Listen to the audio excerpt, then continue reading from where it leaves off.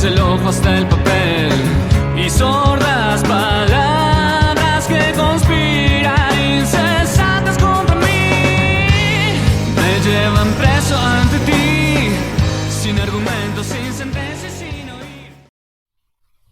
Hola, ¿qué tal a todos? Vamos a continuar con el curso y ya terminamos un poco de hablar. Tiene que ver con modelos en ecuaciones diferenciales para epidemiología. Hay más cosas que hacer, pero no nos daría tiempo de revisar otro tipo de herramientas si continuamos con ese camino, ¿no? Eh, Dos cosas que nos faltaron ver. Una es ajuste de parámetros, ¿no? Que medio lo discutimos la vez pasada, pero no hicimos ningún ejemplo. Y el otro es eh, construcción de funciones de Lyapunov y sus complicados, ¿no? Eh, Ahí hay un tema interesante que podría ser un buen trabajo final, o si quieren para algo más. Eh, ¿Cuál es el significado biológico de hallar una cantidad conservada en un sistema epidemiológico?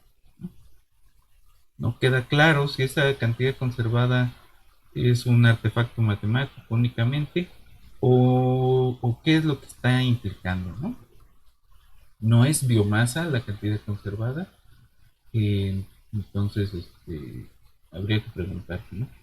Proviene sí de esta hipótesis un poco rara de tener balance entre las entradas y las salidas de las cajitas, pero no es biomasa la cantidad conservada. Eh, También hay un tipo de rompimiento de esa simetría que en un contexto de vacunación conduce a lo que se conoce como una bifurcación hacia atrás, ¿no? Pues la aparición de bifurcaciones hacia atrás también es un tema ahí interesante, eh, y tiene que ver con la falta de o con tener un umbral que es inestable para la población crítica vacunada, ¿no? Entonces, si te pasas un poquito, puedes estar provocando justamente que crezca el número de infectados inducido por una vacuna este, mal administrada, digamos. Entonces, eso junto con el reemplazo de cepa patógeno inducido por la vacuna, pues son escenarios que hay que ponerse a estudiar, ¿no? Ok. Eh, Nada más hay un comentario, ¿no? No basta con que tengamos bien el entendido los mecanismos matemáticos de los sistemas de ecuaciones, sino como vimos, hace falta tener suficiente información de la vacuna y poner algunas cosas que seguramente nos van a ocultar los laboratorios, no porque sean eh, esencialmente malvados, sino porque esencialmente es un negocio, ¿no? Entonces, tenemos siempre que partir de esa idea, ¿no? Tanto que es un negocio, hay cosas que nos van a ocultar como estrategia comercial y como estrategia política, ¿no? Entonces, tenemos que suponer algunos escenarios extremos y a veces con ecuaciones diferenciales va a ser complicado, ¿no? Entonces, hoy vamos a empezar a ver un poquito, solo un poquito sobre redes. Si les interesa un poco más el tema, en el seminario de matemáticas aplicadas hemos estado viendo en estas semanas un poco de teoría de redes. Eh, También, si les llama la atención, está en el repositorio el libro de Newman, eh, que se llama así, Redes, una introducción, y que es un texto bastante grueso, que da al menos como para un par de cursos, ¿no? Eh, Al menos para un somero y ya con aplicaciones, pues para un par de cursos, ¿no? Eh, entonces, vamos a hablar solo un poco de la teoría de redes, eh, y vámonos directamente a los modelos, ¿no? Directamente a lo que nos interesa. Y hoy vamos a ver un par de implementaciones, tanto igual, ¿no? En Python y en NetLogo. Este, pues nada más, ¿no? Pues vamos a ver un poquito de a qué nos estamos refiriendo con esto de las redes y nos vamos a los ejemplos, ¿no? Entonces, vámonos a la pizarra electrónica y continuamos.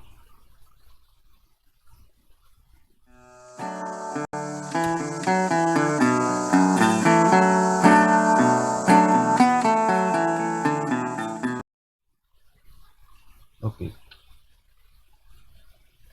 entonces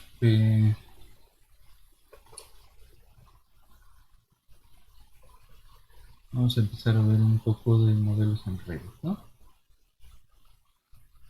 Entonces, las redes se refieren básicamente a cierto tipo de relaciones eh,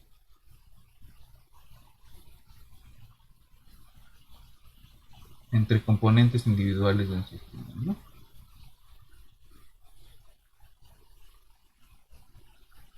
Para nosotros, en este contexto, las componentes individuales pues, son personas, ¿no? En un grupo mediano o grande de personas, ¿no? Eh, ahora,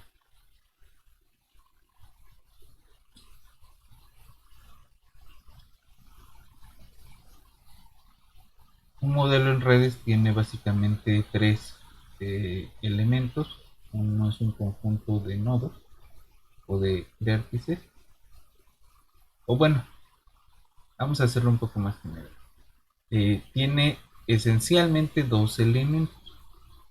Uno es un, una estructura matemática, ¿no? Que es una gráfica, y sobre la gráfica subyace una dinámica. La dinámica puede seguir reglas locales o reglas probabilistas o las reglas que le vayamos poniendo, ¿no? Entonces, la dinámica es un elemento que podría ser una dinámica de tipo de cajitas, ¿no? De SIR, ¿no? Eh, y el otro elemento propiamente es la gráfica. Una gráfica es un objeto matemático que consiste este, de un par. Y ese par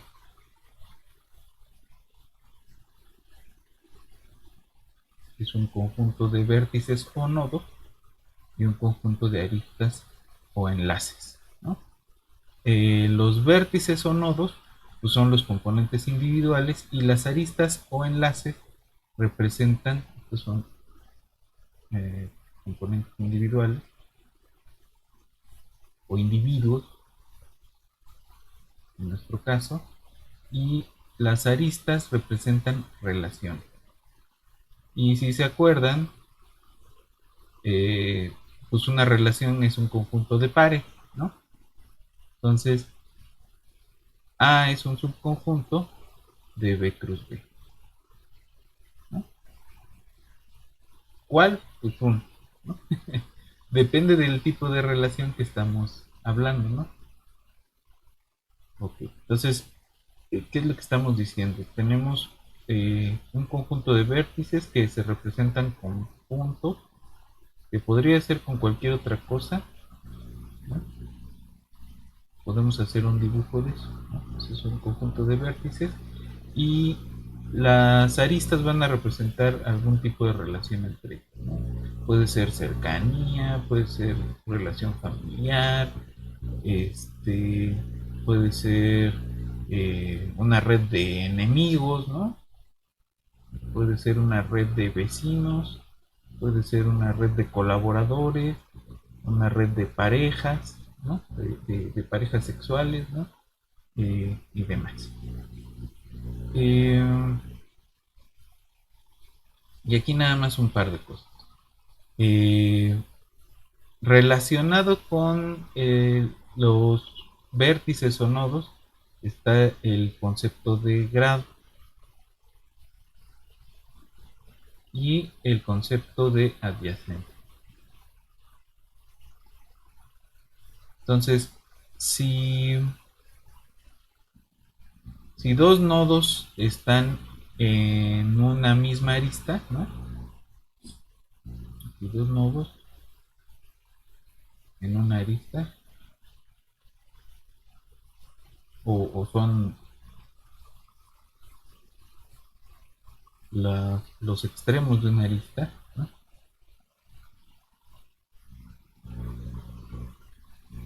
Son adyacentes, ¿no? Si están en la relación, decimos que son adyacentes. Y el grado es la cantidad de nodos adyacentes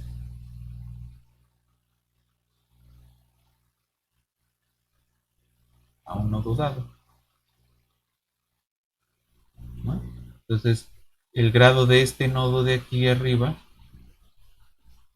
es 1 y el de acá abajo es 3, ¿no? Eh, entonces, el grado es una propiedad de nodos, pero podemos hablar de grado promedio, que es una propiedad este, de la gráfica completa, ¿no? Algunos ejemplos de gráficas pueden ser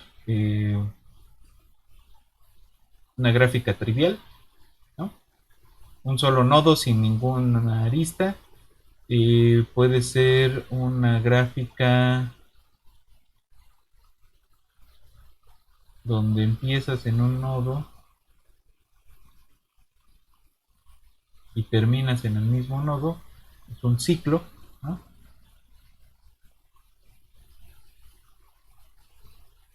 De n nodos, ¿no? Un n ciclo. Podemos tener, por ejemplo, si tenemos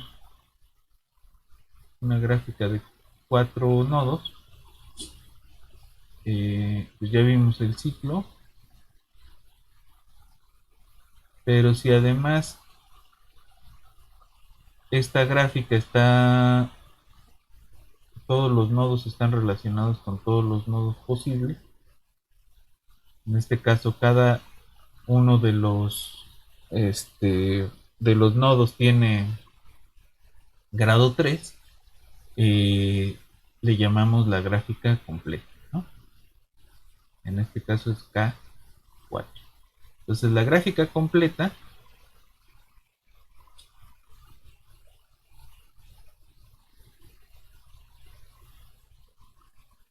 hay todos los nodos,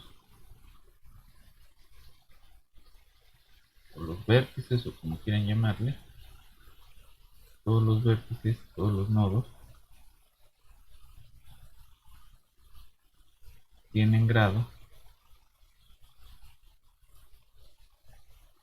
n-1, donde hay una gráfica completa de n nodos, todos tienen grado n-1. Son un tipo especial de gráfica, pero son caso especial de, de un tipo más general que se llaman las gráficas regulares.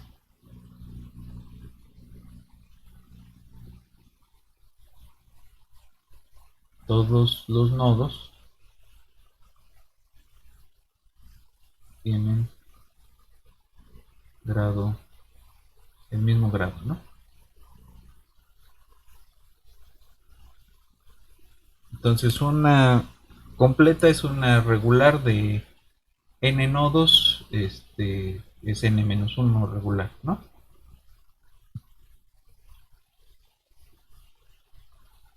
Entonces ya vimos ciclos, ya vimos completas. Pues podríamos tener una latiz, ¿no? Una latiz es una gráfica regular. Este,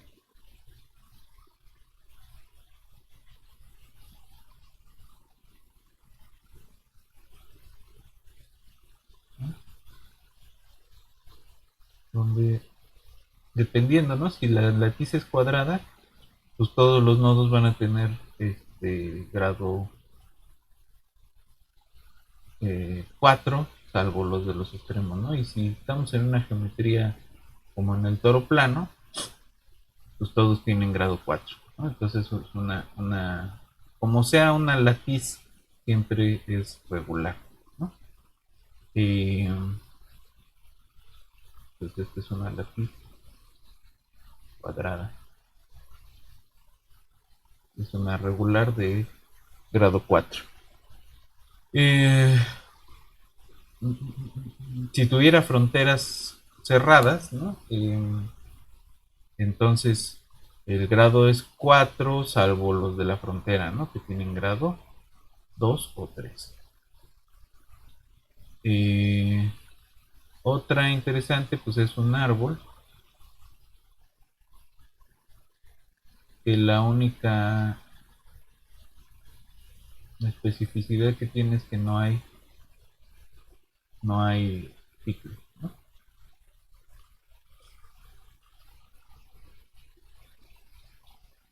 Eh, Respecto a la relación de adyacencia, podemos construir una matriz A, llamada la matriz de adyacencia,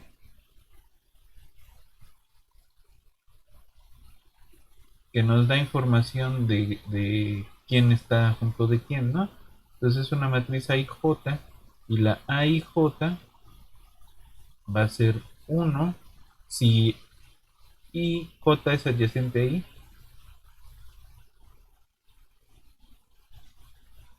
y 0 en otro caso, ¿no? Entonces, fíjense que eh, si en nuestra gráfica no permitimos que un nodo esté relacionado consigo mismo, que va a haber gráficas donde sí, eh, pero en principio en nuestro contexto de epidemiología no tiene ningún sentido hablar de nodos relacionados consigo mismos. Entonces, de entrada esa es una gráfica simple, y en la diagonal de la matriz de adyacencia de una gráfica simple vamos a tener siempre ceros, ¿no? Porque es el elemento A y I no es adyacente con I, ¿no? El nodo I no es adyacente con I. Bueno, y además hay simetría respecto a la diagonal si no nos interesa la dirección, ¿no? Hay un tipo especial de gráfica que se le llama digráfica, es un tipo completo, ¿no? Es otro objeto donde sí tienes los enlaces sí tienen un sentido, una dirección, perdón, y, y entonces ahí hay que distinguir dos grados, ¿no? Los grados que van de salida y los grados que van de entrada, pero de momento eso tampoco nos interesa, ¿no?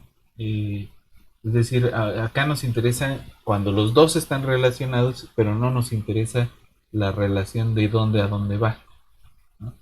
Entonces, de momento no vamos a ver bigráficas, pero bueno.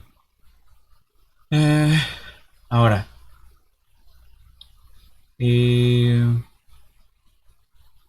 entonces ya vimos que hay unas redes que son regulares,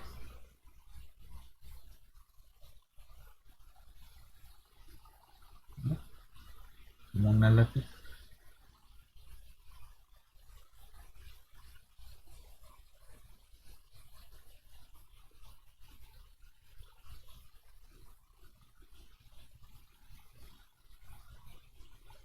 Entonces esa regularidad le da cierta,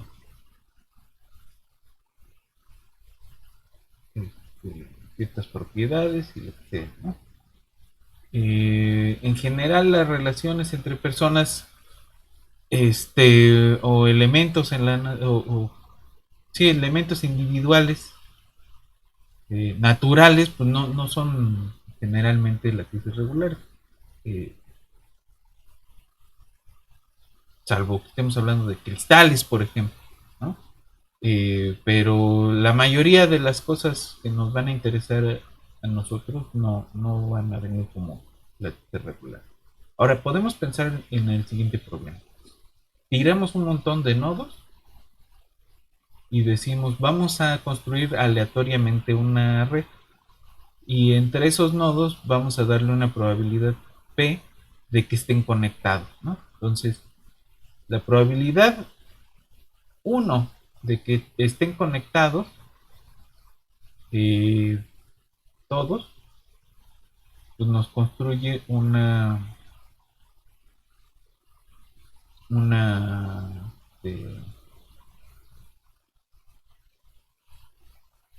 no, perdón, no de que estén conectados, no, partimos de una latiz así regular y decimos, vamos a reconectar las aristas. Entonces, con una probabilidad P, si la P es igual a cero, entonces nos quedamos con nuestra latiz regular. Si la P es igual a uno, se hace una cosa este, donde podemos tener cualquier cosa que esté pasando, ¿no? Es una red aleatoria, ¿no? Entonces, esta es una red regular, esta es una red aleatoria, ¿no? Todas las aristas se van a reconectar de alguna forma, ¿no? Es decir, vamos a tomar uno de los extremos y lo vamos a llevar a otro nodo con alguna distribución, ¿no? Ahora, ¿qué pasa con todas los posibles valores de P que están entre 0 y 1? Ese es un tipo de red que vamos a llamarle nosotros una red compleja, ¿no? Y hay distintas maneras de construir estas redes complejas. Estas redes complejas tienen algunas propiedades en cuanto a ciertas métricas de centralidad, ¿no? Esto es en cuanto a qué nodo es más importante que otro, ¿no? Y en qué sentido, ¿no? Ahorita podemos hablar solamente un poquito de eso para irnos ya a los ejemplos, ¿no? Entonces, en estas redes complejas pueden aparecer ciertos patrones emergentes. Uno muy importante es el fenómeno del mundo pequeño.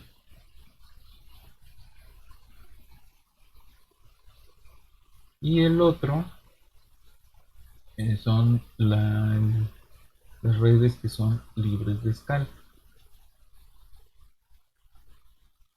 Estas son de alguna forma el análogo de los fractales en el mundo de las redes, ¿no? Ahora, el fenómeno de mundo pequeño eh, tiene que ver con un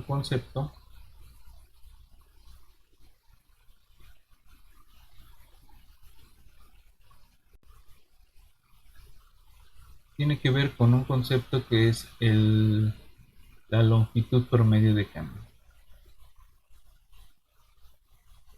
o de trayectoria.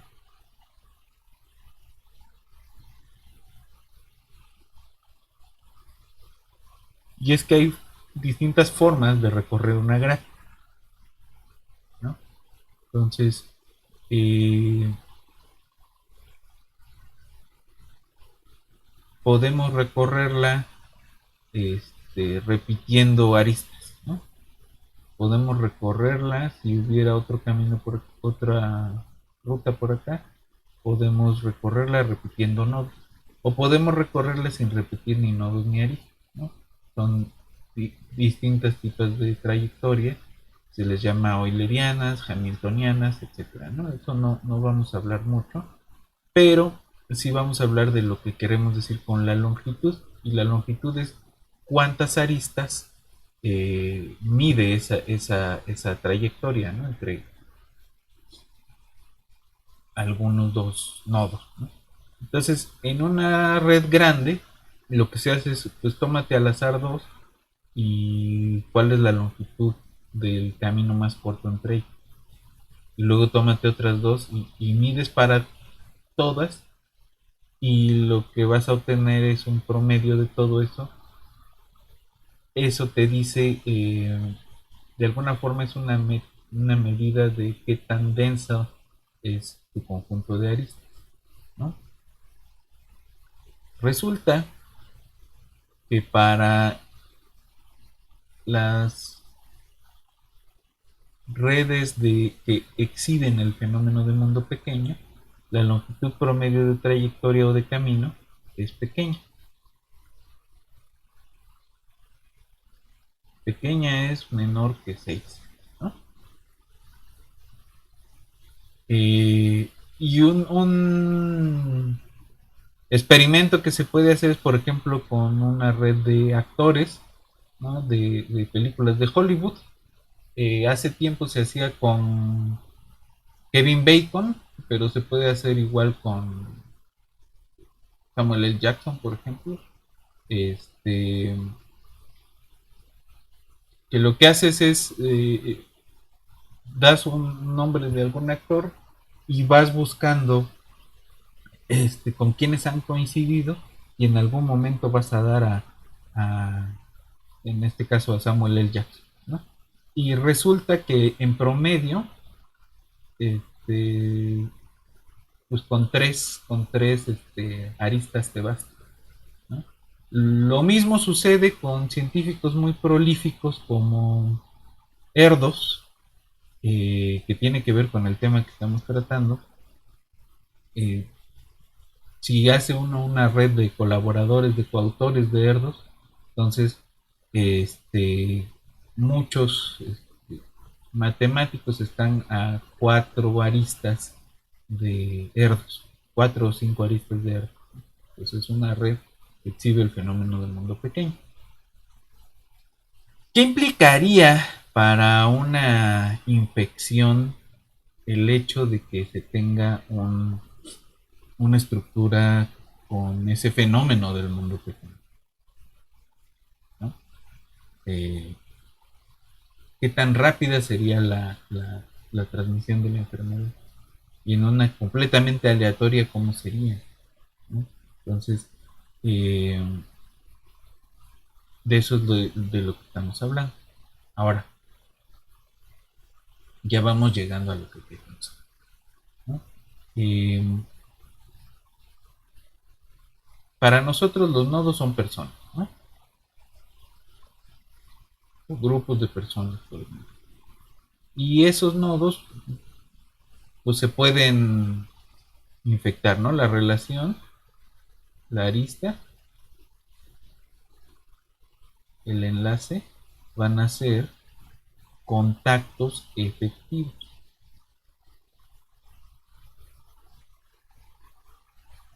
¿Qué quiere decir? Pues que depende de la enfermedad, ¿no? Entonces, depende de la enfermedad, una red va a tener una estructura distinta. Las redes van a tener una estructura distinta, aunque sean los mismos nodos, no todos los contactos son efectivos respecto a cualquier patógeno, ¿no? Entonces, para un patógeno como en una gripa, eh, el, un contacto efectivo puede ser un contacto casual cualquiera, pero para el caso de, no lo sé, tuberculosis, o una infección de transmisión sexual o dengue, ¿no? No es el mismo contacto efectivo. Para el caso de chikungunya es otro tipo de contacto, ¿no? Eh, Allí tenemos, en el caso del Zika, eh, transmisión vectorial y transmisión sexual, ¿no? Entonces, tenemos que hablar de ese otro tipo de redes también, ¿no? Entonces, vamos a ver algunos ejemplos de modelos epidemiológicos en redes, muy sencillos, y continuamos, ¿no? Entonces, vámonos al,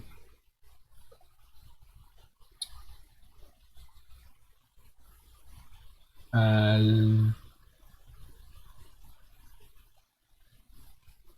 al Python, a los ejemplos de Sayama. Y aquí tenemos un ejemplo de un modelo SIS. Si se acuerdan, ¿no? Tenemos susceptibles que se infectan al tener contacto con un infeccioso y después de que transcurre la enfermedad no generan inmunidad, sino que son, ¿cómo se dice esto? Se vuelven a, a ser susceptibles, ¿no? Regresan al estado listo para ser infectado. Eh, ok.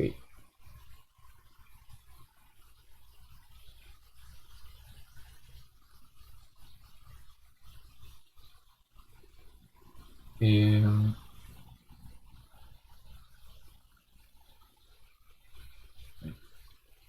ahí está, ya. ¿Quieres abrir una terminal? Eh,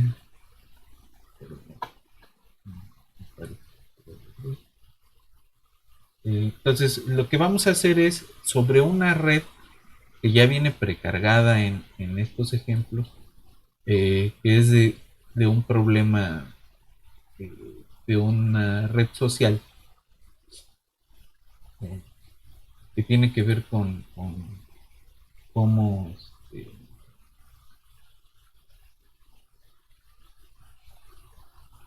tiene que ver con cómo son las preferencias de un equipo de karate, ¿no? Eh, es un problema que pueden consultarlo, estuvimos hablando de él en el seminario. Les voy a dejar al final un par de enlaces a los videos que llevamos de red, ¿no? Eh, entonces, eh, aquí vamos a usar un paquete que se llama NetworkX, una biblioteca, perdón, que se llama NetworkX, además de lo que ya se utiliza, ¿no? Eh, NetworkX dio una introducción igual en el seminario, ahí les dejo también al final de este video.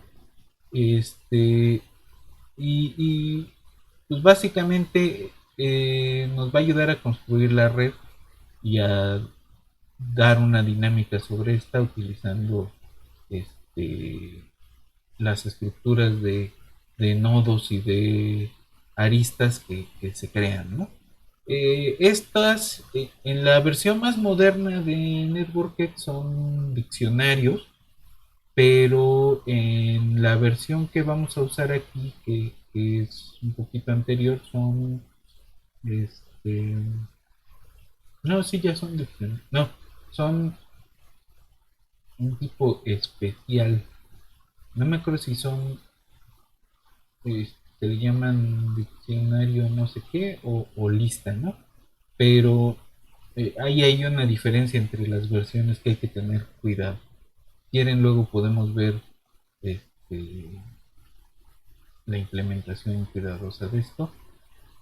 Eh, Ahora, como en muchos de los modelos de Sayama, aquí vamos a tener un inicializa, un observa y un actualiza, ¿no? Y el inicializa pues da las condiciones iniciales. En este caso le va a llamar G a la estructura esta de la gráfica, que podríamos verlo en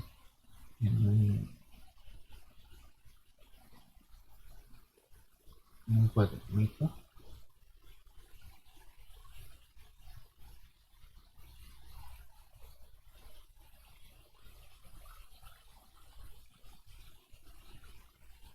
Nada más rápido a ver qué es lo que está haciendo.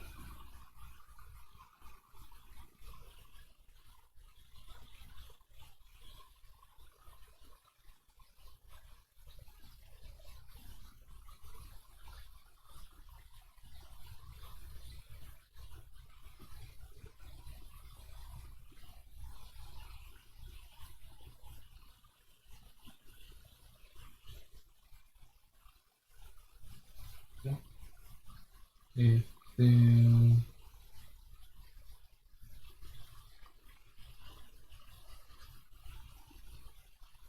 entonces ahí podemos ir viendo qué es lo que hace cada pedazo del código. Básicamente aquí declara un objeto gráfico, ¿no? Que es la gráfica del club de karate. Y acá abajo le da una posición, que es este Spring Layout. eh, entonces, from,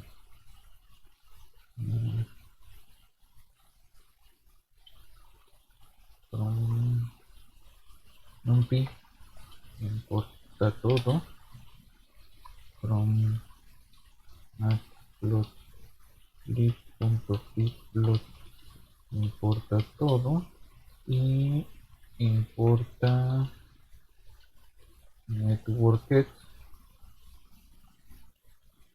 como mx. Y entonces aquí le estamos diciendo que de networkx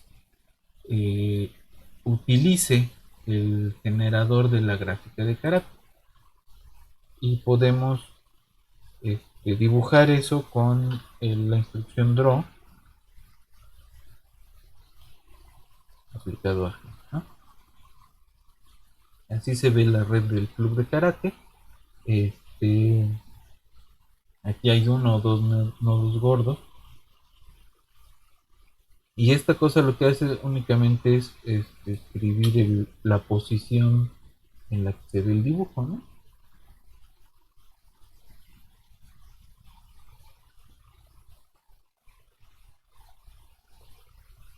Ahí está. Nada más reacomódalo. Ok. Luego, recorre la lista de nodos.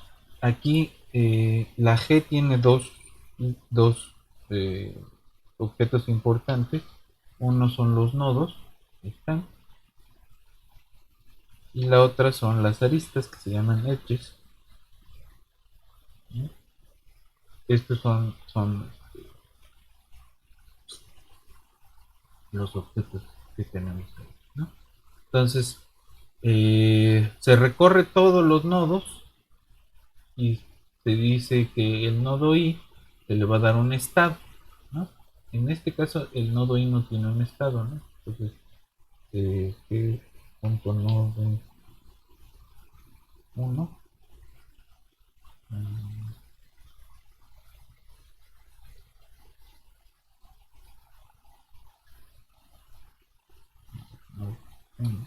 Es que eso es lo que les digo, aquí está. Entonces, si yo le doy nodes 1, me dice quién es ese nodo, ¿no? Y este club lo que hace es decir quién es su favorito, ¿no? Y ya, ¿no? Entonces esa es una propiedad. Pero si yo le digo a esto que tenga un estado, eh, que sea igual a 1, y ahora le pregunto quién es GNodes 3, ahí me dice, su favorito es Mr. Key y el estado es 1, ¿no? Ahora, ¿qué es eso? Uno va a ser enfermo y se va a enfermar si eh, hay un aleatorio que es menor que 0.2 y de lo contrario va a estar saludable o en estado 0. Y el observe, ¿qué es lo que va a hacer? Pues va a aplicar este draw, es decir, va a ser un dibujito de la red con ciertos colores que van a representar la enfermedad o no enfermedad, ¿no? Que es este CMAP, ¿no? Entonces CMAP va a tomar valores o bueno, se va a colorear de acuerdo con su estado. Este node color va a ser el node que fíjense que aquí es Node y en la nueva versión es Nodes, ¿no? Entonces eso habría que reimplementarlo si queremos correrlo en la versión 3. Y fracción de Python, ¿no? Este lo voy a correr en Python 2.7. Ok. Aquí 0.2 es la probabilidad de infección y la de recuperación es de 0.3, es decir, de que vuelvan a ser susceptibles. Entonces aquí vamos a elegir, y aquí esta es otra, ¿no? La lista de... A ver, si le doy gnode, g.node, y esto lo quiero hacer una lista. Sí, aquí sí. Entonces, convierto la estructura esta de node view en una lista de nodos y de ahí voy a elegir aleatoriamente un nodo. Si el estado es 0, es decir, si es un susceptible, entonces elegimos otro nodo de quiénes, de los vecinos de A, ¿no? Entonces, ese es g.neighbors de, digamos, g.node, ¿no? Y por,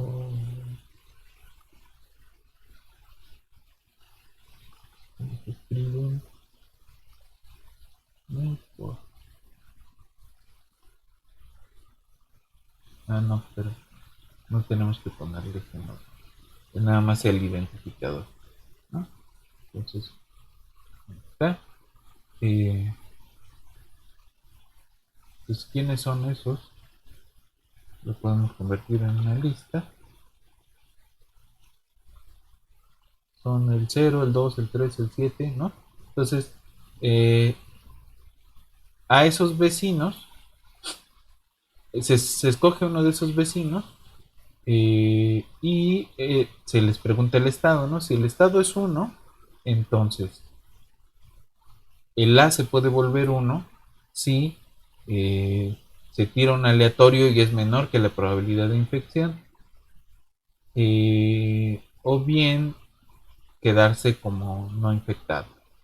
Y si está infectado el que elegimos originalmente, entonces se puede curar si la probabilidad de recuperación es más grande que un aleatorio que se tira, y si no, pues sigue infectado. Y ya, eso es todo lo que hace, ¿no? La parte importante, acuérdense, es esta.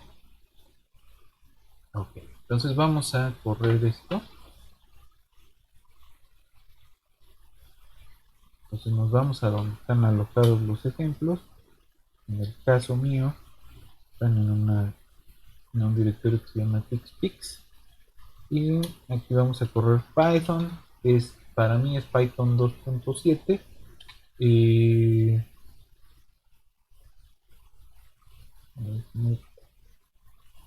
Sí,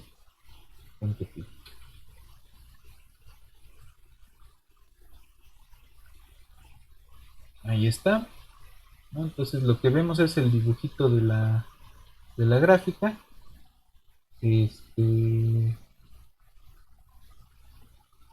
En colores oscuros están los infectados y en colores claros están los no infectados, ¿no?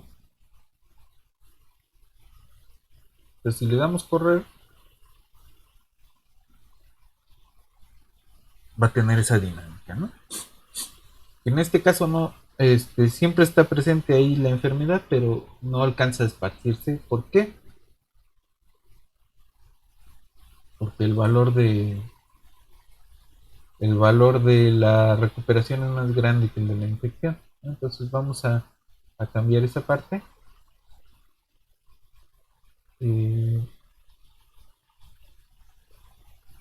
Entonces que la probabilidad de infección sea un medio y la de recuperación sea 0.1, ¿no?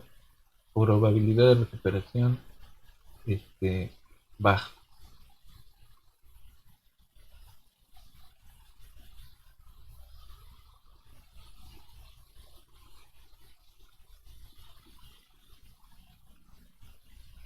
Entonces,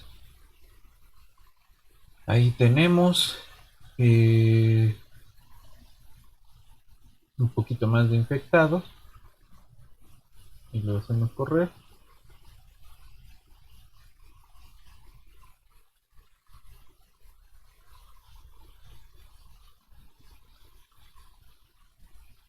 Y ahí ya se infectaron un montón y no se recuperan porque la probabilidad de recuperación es muy muy baja, ¿no?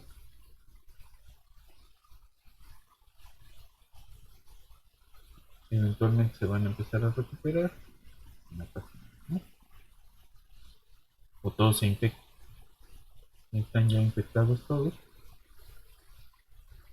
de repente uno se recupera y se vuelve a infectar porque todos sus vecinos están infectados, ¿no?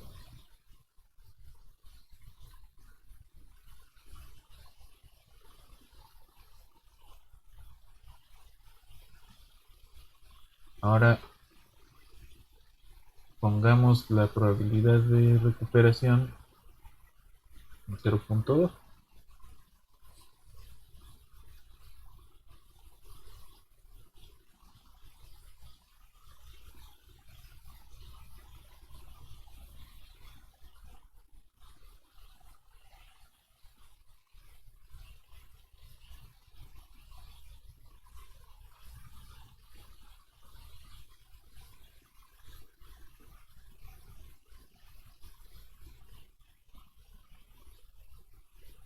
Entonces ahí se va esparciendo, pero la probabilidad de recuperación es suficientemente alta como este, para que una sección de la gráfica sin infección, ¿no? Aunque sea altamente conectada, es decir, que haya camino de un lado para el otro, o sea, no hay nodos aislados y todos se infectan. Ahora vamos a hacerlo en una red más grande. Vamos a detener la simulación y vámonos a otro pedazo del código.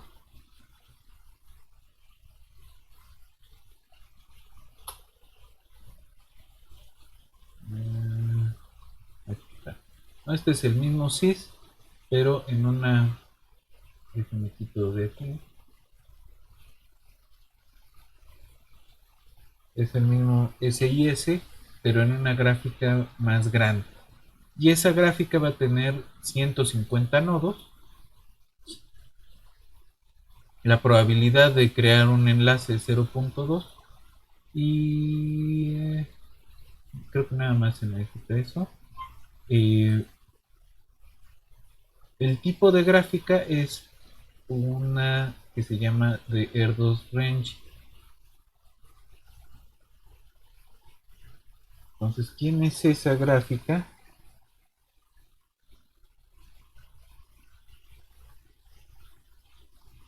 Esta vamos a llamarle H,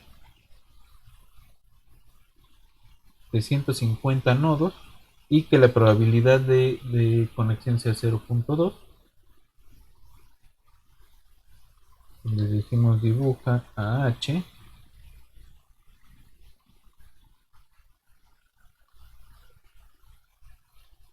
Entonces es una gráfica bastante densa.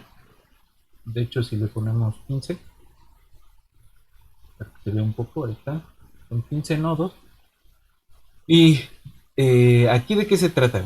A ver, si le ponemos probabilidad 0,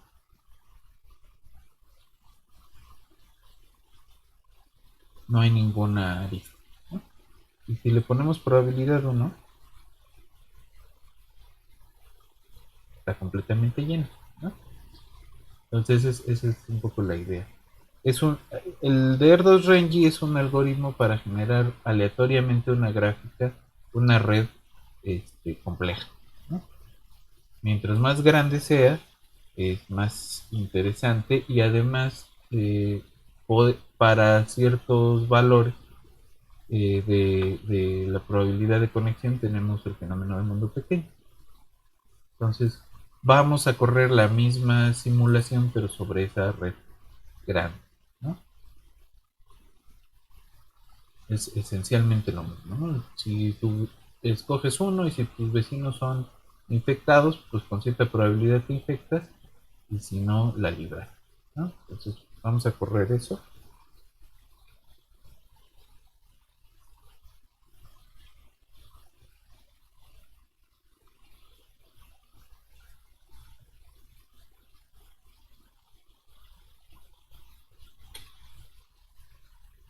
Pues ahí está. Igual los nodos oscuros son los infectados y los nodos claros son susceptibles. Y ahí tenemos.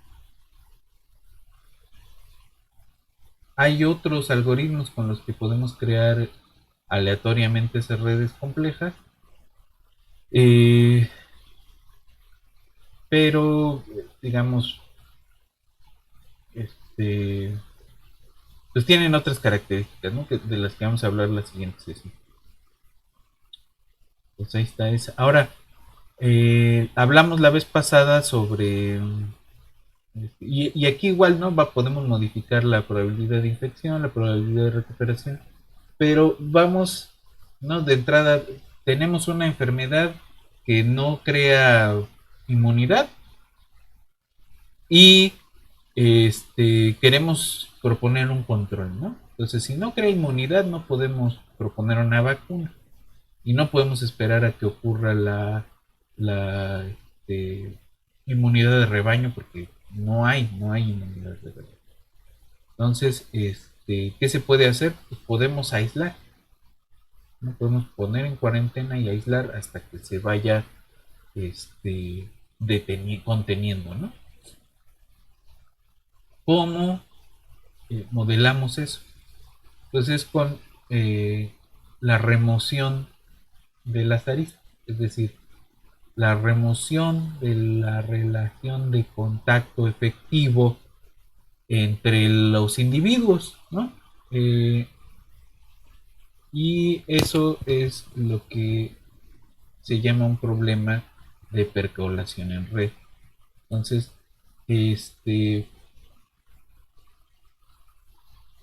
vamos a ver un ejemplo de eso. Creo que está aquí. Sí. Entonces, en este caso, pero vamos a hacerlo en la red grande. Aquí está. Se llama adaptativo, ¿no?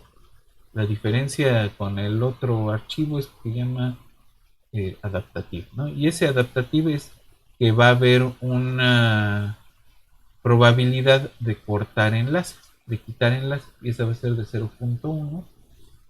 Lo demás es parecido. Pues no, ahorita movemos los parámetros, ¿no? Y eso se mete aquí, ¿no? Entonces hasta acá es igual que el anterior.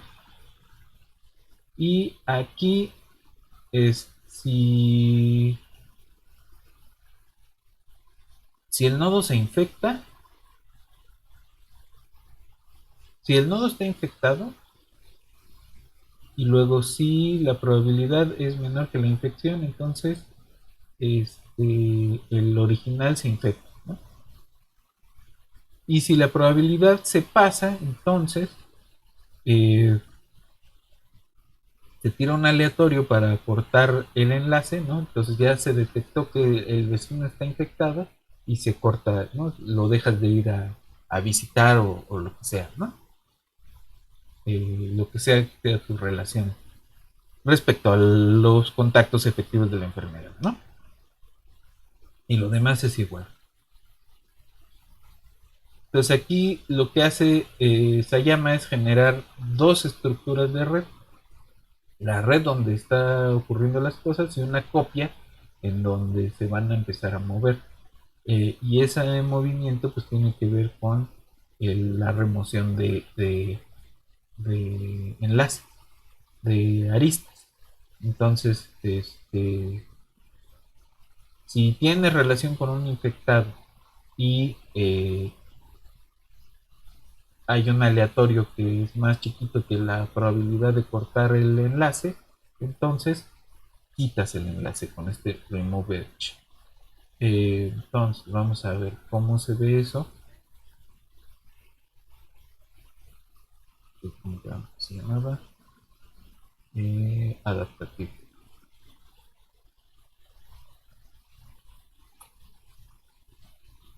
Y aquí lo pinté de otro color nada más. Aquí nada más es un infectado, aquí el amarillo es infectado y los demás están saludables. No, ahora, entonces no se está alcanzando a ver bien, pero lo que está ocurriendo es que la probabilidad de cortar los enlaces es tan grande que se corta la infección. Vamos a cambiarle un poco.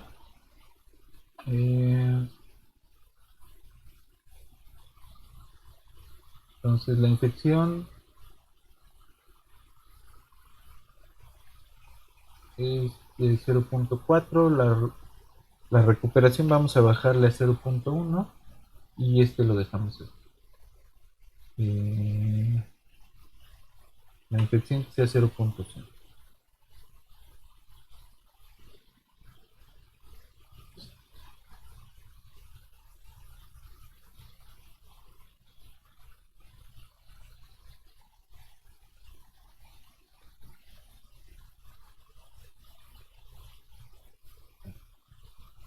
Ahora sí tenemos un brote. Y si se fijan, empieza a haber menos enlaces. Se van cortando, se van cortando.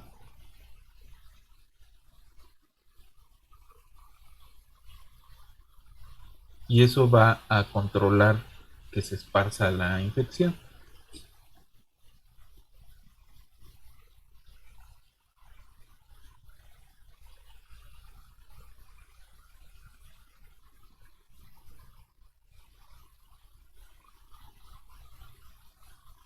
Okay.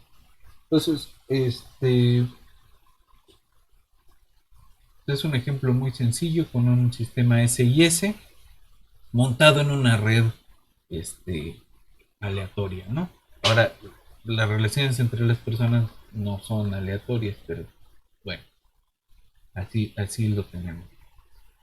Ya no nos dio tiempo esta vez, pero la próxima clase vemos un ejemplo en NetLogo, pues de una vez con una infección de transmisión sexual. Y pues vamos moviéndonos hacia otro tipo de herramienta. Si se fijan, acá ya quedaron aislados varios nodos. Esos ya están fuera de la dinámica infecciosa y cada vez hay menos aristas, ¿no? Se tarda, pero es un mecanismo de control. Bueno, pues por hoy lo dejamos aquí y nos vemos en la siguiente sesión.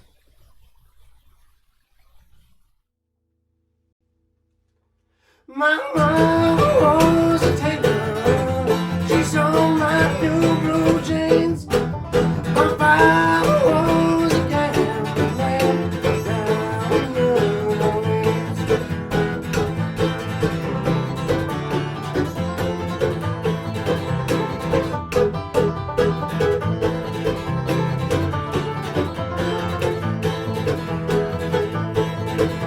The only thing a gambler needs is a suitcase and a trunk.